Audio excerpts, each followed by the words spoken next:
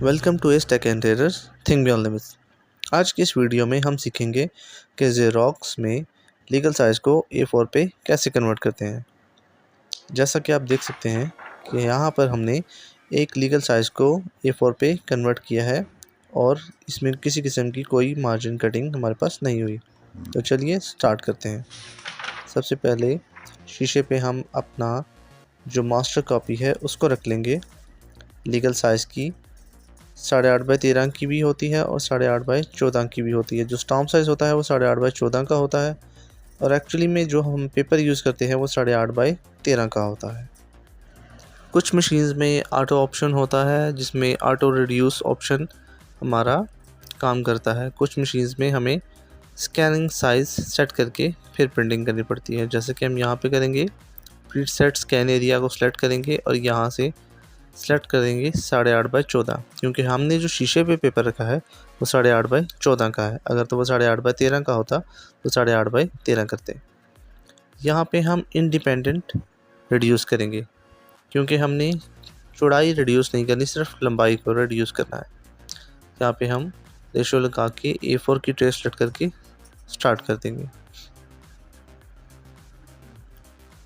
تو جیسا کہ آپ دیکھ سکتے ہیں ہماری پرنٹنگ بالکل ایکوریٹ آئی ہے، ہماری سائڈیں بھی نہیں کٹی اور بالکل سینٹر میں کاپی آئی ہے، کوئی سائڈ پہ کنارے پہ نہیں گئی اور A4 پہ بھی ہلکا سا مارجن ہمارا سا سپیس بچ گئی ہے، یہ بھی نہیں کہ بالکل کناروں پہ آئی ہے۔ اب اسی ریڈیوس کے آپشن میں ہم دوسرے فنکشن کو پروپورشنل جس پہ لکھا ہے اس کو سلیکٹ کر کے ٹرائی کریں گے کہ لیگل کو A4 پہ کنورٹ کر کے کیسی پرنٹنگ آتی ہے۔ تو یہاں پہ ہم دوبارہ وہی سیٹنگ کریں گے۔ پری سیٹ اسکین ایریا کو 8.5x14 پہ سلیکٹ کر کے اپنی ٹریس سلیکٹ کر کے اور ریڈیوس کو سلیکٹ کر کے سٹارٹ کر دیں گے۔ تو یہ ہمارے پاس کاپی آ گئی ہے۔ اب جیسا کہ آپ دیکھ سکتے ہیں کہ یہ ایک کنارے پر چلی گئی ہے اور چھوٹی ہو گئی ہے پہلے سے، جو ہمارے پاس پہلے A4 پہ پرنٹ نکلا تھا اس سے چھوٹی بھی ہو گئی ہے اور ایک سائڈ پر بھی چلی گئی ہے۔ تو جیسا کہ آپ لوگ دیکھ رہے ہیں کہ ہمارے پاس دونوں فنکشنز کی پرنٹنگ ہے اور دونوں فنکشنز میں بہت زیادہ فرق ہے۔ ایک اس میں آٹو سینٹر نہیں ہے، ٹھیک ہے، دوسرا کاپی سائڈ پر جا رہی ہے اور چھوٹی ہو رہی ہے اور مارجن خراب ہو رہا ہے۔ تو ہم اپنی اس سیٹنگ کو پرماننٹلی سیو کر لیں گے تاکہ ہم نے جب بھی لیگل سائز کاپی کرنی ہوگی ہم اس کو آسانی سے آن کر سکیں۔ اور اس میں ایج اریز کے فنکشن کو ہم لازمی آن کریں گے 1 ملی میٹر پہ، تاکہ ہمارا جو ایج پہ کبھی لکھائی یا پرنٹنگ آتی ہے وہ بھی سکیننگ ہو۔ اس میں آٹو سینٹر کو ٹچ کریں گے اور وڈتھ کو 80 پہ کر کے ہم سیٹ کر دیں گے اور سیو کرنٹ سیٹنگ میں جا کے یہاں پہ ہم لیگل ٹو A4 اس کا ٹائٹل لکھ کے اس سیٹنگ کو ہم سیو کر لیں گے۔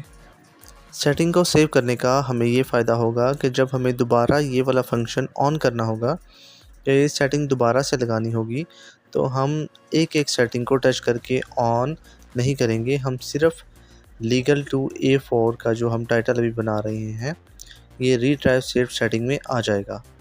تو اس کو ہم صرف ٹچ کر کے لوڈ سیٹنگ پہ ٹچ کریں گے اور دوبارہ سے ہماری تمام کی تمام سیٹنگ لگ جائے گی ود ٹرے سلیکٹڈ۔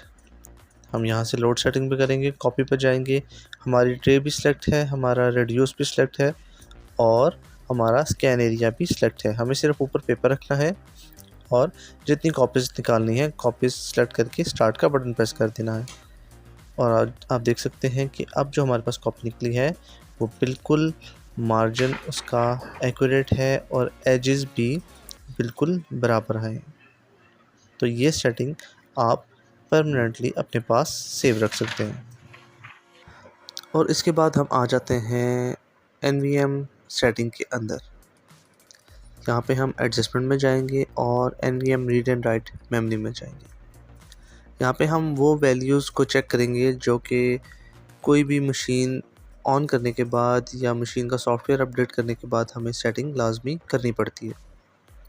سب سے پہلے اس میں ہم مارجن سیٹنگ کو دیکھ لیں گے جو کہ ہماری اکثر کٹنگ آتی ہے ADF سے اور شیشے سے بھی سافٹ ویئر اپڈیٹ کرنے کے بعد 608963 یہ اس کو ریڈ کر کے ہم اس کی ویلیو کو 118 پہ سیٹ کر دیں گے 608 963 اور اس کے بعد 608 964 یہ دونوں ویلیوز کو ہم 118 پر سیٹ کر دیں گے. ٹھیک ہو گیا. اس کے بعد ہم جو ڈرم کے وولٹیج ہیں جو گرڈ وولٹیج ہیں اس کو ہم چیک کر لیں گے 791 کا 7. ٹھیک ہے. اگر یہ وولٹیج کو ہم بڑھاتے ہیں تو ہماری کاپی لائٹ ہو جاتی ہے, اگر کم کرتے ہیں تو کاپی ڈارک ہو جاتی ہے.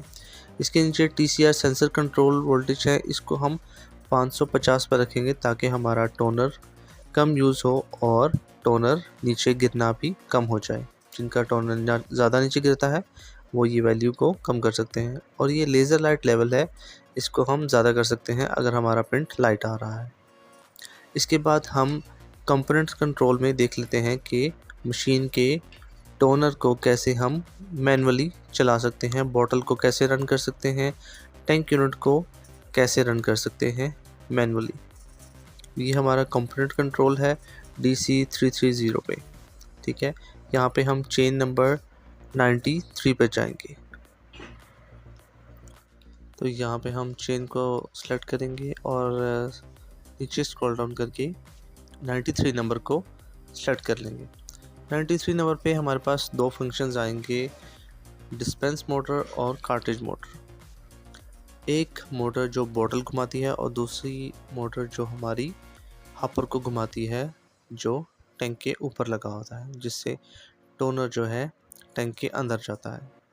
ایک موٹر سے بوٹل میں سے ٹونر ہاپر میں شفٹ ہوتا ہے اور دوسری موٹر سے ہاپر سے ٹونر ٹینک میں شفٹ ہوتا ہے.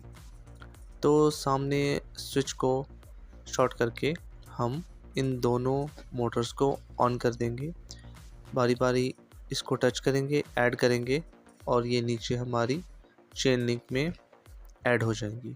اس کے بعد ہم دونوں کو آن کر دیں گے اور ان دونوں کو آن کرنے کے بعد ہم فرنٹ پہ دیکھ سکتے ہیں کہ ہمارا ٹونر بوٹل جو ہے موو ہو رہی ہے.